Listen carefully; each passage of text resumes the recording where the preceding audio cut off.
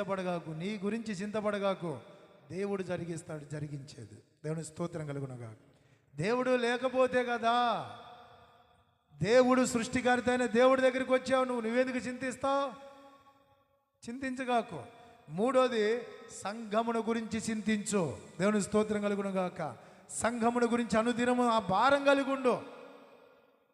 పౌలు అదే భారం కలిగి ఉన్నాడు. క్రీస్తు ఏ మాదిరి అయితే చూపించాడో, ఏ మాదిరి అయితే చెప్పి వెళ్ళాడో, ఏదైతే తన భుజం మీద మోపి వెళ్ళాడో ఆ నిషయమై చింత కలిగి ఆ సంఘమును సంపూర్ణ సిద్ధిలోనికి తీసుకెళ్ళడానికి ప్రతిరోజు కూడా దినదినము చనిపోయాడు. దాని స్తోత్రం కలుగునగాక. ఈరోజు చనిపోవడం కాదు, చంపేస్తున్నాం. మనం చనిపోవడం ఏమో కానీ చంపేస్తున్నాం. మన మాటల కత్తిపోటుల్లాగా. ఇది మానుకోవాలి. దేవుని స్తోత్రం.